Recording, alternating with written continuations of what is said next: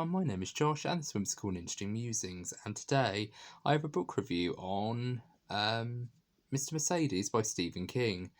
And this particular book I've been wanting to review on this channel for a while, because this book has a lot of things in common with another book series that I've been tackling on my channel called the Cormoran Strike series, written by Robert Galbraith, aka J.K. Rowling.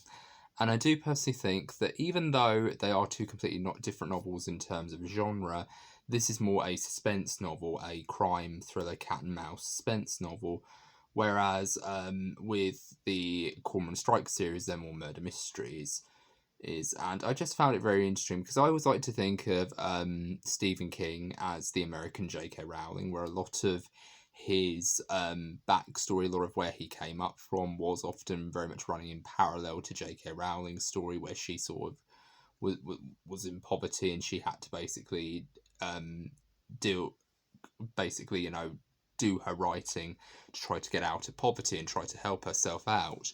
And it's the same thing with Stephen King. They all kind of have this deeply rooted talent for telling good stories. And this isn't the first Stephen King novel that I've tackled on my channel. I did a review for The Shining, which is probably my most favourite Stephen King novel that I read recently. And I've read a ton of his books. I really do think he's an incredible writer, and I feel like he's one of those authors who, even though he is quite popular, you definitely can see why he is such a popular writer. His prose are fantastic. His characters are absolutely three-dimensional and beautifully well-rounded, and I really do feel like every single character in his books always feels like genuine human beings. There are a couple of stock characters in a lot of his novels, like the crazy religious fanatic, the alcoholic writer, or the writer with substance abuse, the child with psychic abilities, just to name a few. But I do feel like, even though they are stock characters, they still are written interestingly, and you can really tell that Stephen King really gave his all to these characters. And with Mr. Mercedes, there's no exception. So what's the story behind Mr. Mercedes? Well, it's basically about a job fair where a Mercedes-Benz comes out of nowhere on a very stormy and foggy day, and comes out of nowhere and just runs down a lot of these people at this job fair, and no one knows who was behind the wheel of this particular Mercedes-Benz. All they know is that this person drove in there, drove back out again, killed a bunch of people on the way in, killed a bunch of people on the way out, and then it just basically was left up in the air, essentially. No one knew who this person was, or what he looked like, or how old he was, or anything like that. It was all pretty much a mystery. It was like something you'd see on Unsolved Mysteries. It really has that kind of feel to it, or it feels more like something out of the Twilight Zone, where it just feels like something that just happened and then it disappeared very quickly. And that's something that really is at the heart of this particular novel, and the entire trilogy pretty much refers back to this particular event through multiple different perspectives in the opening chapter alone. And in Finders Keepers, there's actually one of the main characters' family members is actually at this city job fair during the accident, during this horrific event. And the entire book is essentially a cat and mouse crime thriller between two people, one of whom is a retired police detective by the name of Bill Hodges, and he is pretty much on the verge of retirement. He is, he's had his one last case that he failed to complete, and he's failed to, seek justice for it, and he's staying at home, drinking himself into an early grave, and he basically is watching reality TV shows like Dr. Phil, Oprah, The Maury Povich Show, and Jerry Springer, those kinds of things. And in Britain we had a show called The Jeremy Kyle Show, and to me that's perfect suicide fuel to me. Like, seriously, that'll make anyone get depressed. But honestly, that's one of those things where I just feel like, yeah, that's pretty that's pretty grim.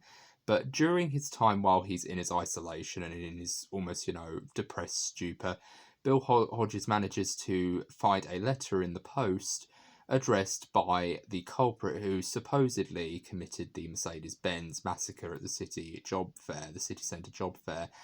And it essentially is a very nasty piece of work. In fact, the majority of this letter was actually the inspiration for this entire story, according to Stephen King, when he did a lecture at the Ewell University in America. And I actually watched that lecture that he did, and he basically described the origin of Mr. Mercedes in that particular interview, and I just really love it. I love the stuff that they talk about in that particular lecture, but I just love what he basically says about it. He describes, how the killer enjoyed the screams, the crunching of bones underneath the tire and everything like that. It's so horrific and so horrible, but it really gets inside the head of our main culprit here. And Bill Hodges kind of gets reawoken and resuscitated through this very horrific letter that he reads. And I actually do want to find it because it is such a great letter to read. I can't actually find it now, but I'll hopefully be flicking back through it. But yeah, it's a really good it's a really good letter, very grim, very dark, and very sinister. But I really do love this this particular book. It's a really engaging suspense story. And I just really love the characters. So we have Bill Hodges, who is the retired detective who has been sort of resuscitated out of retirement in order to pursue this killer. And then we have his next door neighbour by the name of Jerome Robinson, who is a 14-year-old who has a specific interest in police work and trying to create change and promote positivity within the police force. And we have another character who has kind of become the shining star of this entire trilogy. In fact, this is kind of her introduction. Holly Gibney, who is a woman, a 48-year-old woman, who has the mental age of a teenager. And I know that might sound strange, but the way Stephen King writes this character is so compelling. There's a reason why she's the most popular character in this entire book and how she's gone on to have a life of her own, because she really is a fantastic character, so well written, so fantastically, observed.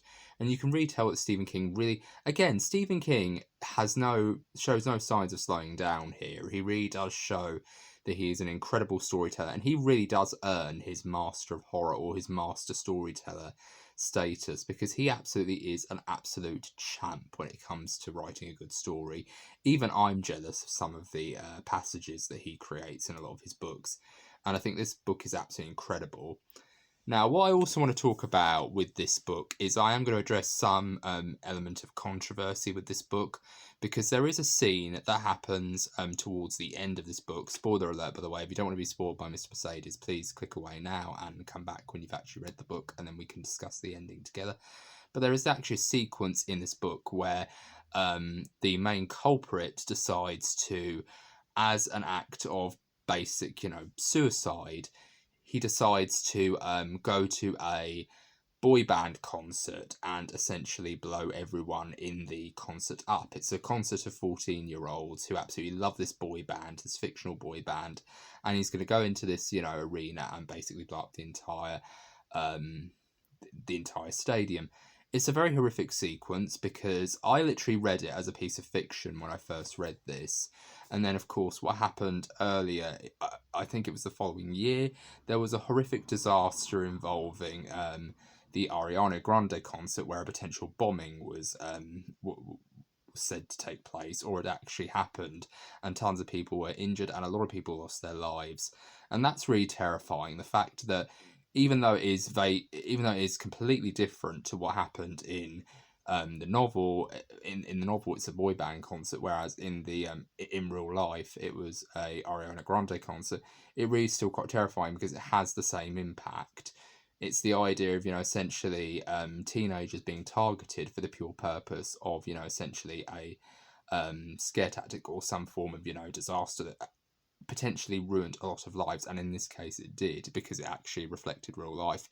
That's really terrifying to me. And although Stephen King probably didn't intend for this to kind of imitate for life to imitate his art, as it were, I do think that this is kind of the very scary power that Stephen King has, which is he's able to understand the zeitgeist and understand people and understand pop culture in a way that very few people are able to do. I mean, even the most skilled novelists that I've read have been unable to match Stephen King in terms of actual observation and pop culture power as he does. Because honestly, who would have thought that in the years preceding Misery, we'd have tons of people on forums like Twitter and Facebook, arguing about how much they hated the ending to Game of Thrones, or how much they loved the ending to this or the ending to that, or how they wished the ending to this particular piece of media was to another thing, and how people fantasize about keeping their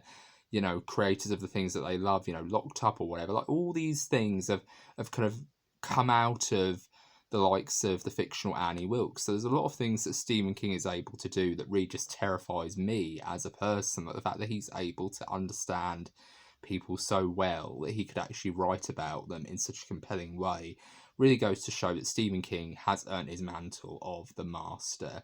And I'm going to say this right now, hail to the king, because honestly, this man, it's going to be a sad day when he eventually goes, because honestly, he has left such a legacy, not just of one character, but of several characters. There are so many characters in his pantheon of iconic characters. There's Annie Wilkes, there's Pennywise, there's Pascal, there's Lewis Creed, there's Judd, there's all these different characters, Mrs. Carmody from The Mist.